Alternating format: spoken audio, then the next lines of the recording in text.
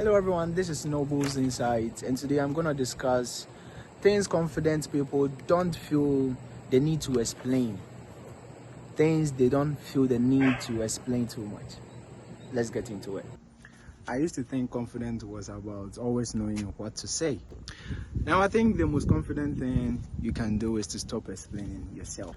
Now the more I grow, I began to realize I don't own anybody detailed explanation of every decision I take in my life.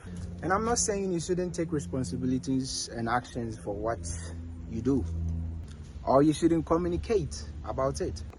I'm saying there's difference between explaining yourself when it's necessary, and explaining yourself because you are afraid of someone to approve of what you're doing or to give the green light of what you're doing. So here are the few things I want to discuss with you today. I want to discuss with you today. Whoa, the sun is out and it's scorching too hard. Why do confident people sometimes change their minds on certain decisions, right? Changing your mind does not automatically mean that you are confused or inconsistent with what you're doing. Sometimes you learn something new. Sometimes your priorities change, and it's fine for your priorities to change and you need to focus your energy on different things. It's fine. Sometimes you realize that what you wanted 6 months ago is not what you want today. You don't want that anymore. And growth change decisions on everything that you're doing. So you don't have to stay committed to some decision or a decision you took years back to prove a point that you are consistent. It's not worth it. Why do confident people at times don't attend everything? They don't attend every meeting, they don't attend every event, they don't go for every invitation they get, right? Why? No parties. Why? It's fine. It's fine not to be present at a party, at an event you were given an invitation to come. It's fine. Sometimes you have work, you have school work, you need to study, you need to do different stuffs, and it's worth it. You don't always need to be present to please someone. You need no validation from anyone to tell them that there you go, you come, you came, everything that you're doing, here you are. No, it does not always need to be that. They show up when it's needed. Why do confident people choose certain careers, or why do they choose this career? I want to work on this one as my career, right?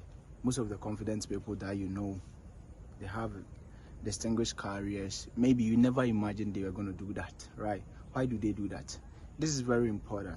And for careers, it needs to be personal decision. It needs to. It's a must for you to choose it, right? You don't need to be a doctor because it's a prestigious career and everybody is talking about it. You need to be an engineer because in my family everybody is an engineer. If you don't have the passion for it, sorry for you, you're gonna cry at the end of it, right? So you need to know that, and you need to know how to fit in everything that you're gonna do. If you think about a decision that, oh, I love this one, I can do it very well, think about it carefully, that I'm willing to do, it's enough for you. That is enough sign that you can do it and do it very well. You can go for it, because life is not a group project. I repeat, life is not a group project, right? Life is not a group project, and you need to work on your career as much as you can, right? Because when everybody goes home, what story are you going to tell? What are you going to do for yourself? You need to fit in that hole. Do as much as you can, right? And these days, we are studying a lot in school, but we are not using those ideas that we found in school, much of them in the real world, right? It's very important we use them, but sometimes we need certifications to back what you're doing, and you need extra skills to back what you're doing. So if you're loving what you're doing, that is very enough for you to go, because life is not a group project. Why do confident people need time alone? Being alone doesn't automatically mean you are lonely. Sometimes you need space to think. Sometimes you need to recharge yourself and come back again. Sometimes you simply enjoy your own company. You don't always need people around you to feel okay for you to be confident about what you're doing. Learning to be comfortable with yourself is actually powerful. It's a powerful form of being confident, right? That describes you and it gains you everything that you're going to do.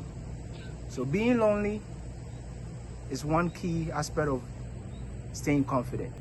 Why do confident people don't respond to messages immediately? They don't respond to some of the tasks, not all of them, but some of the tasks they don't respond to it immediately. Like, I just need to answer it. Why? You don't have to answer every message the second it arrives.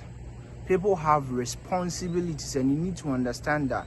People have priorities. You need to understand that. Sometimes you have to see messages simply. Sometimes you need to sit down for your mental health to gain the lane of doing that. Then you can respond. Being constantly available isn't the same as being a good person. It does not guarantee that you're a good person, right?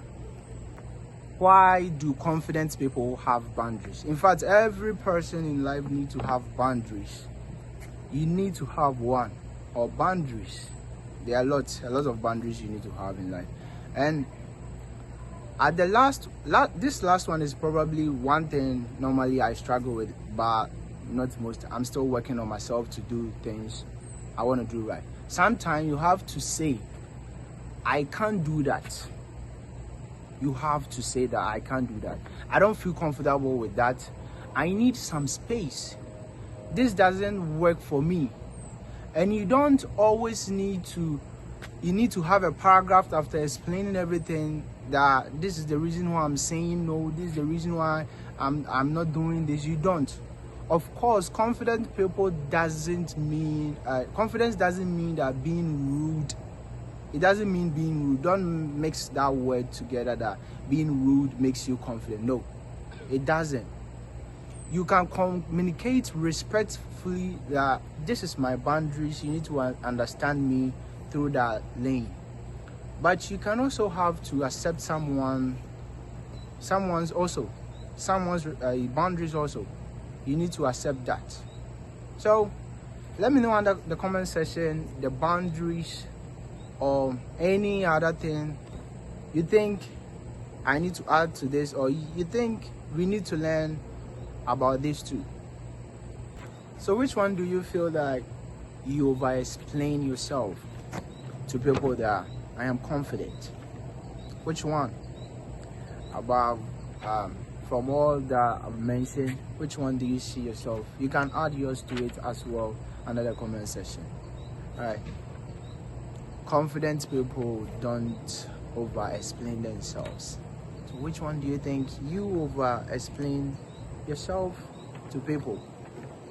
Don't seek validation. It's as important to learn as always. Thank you.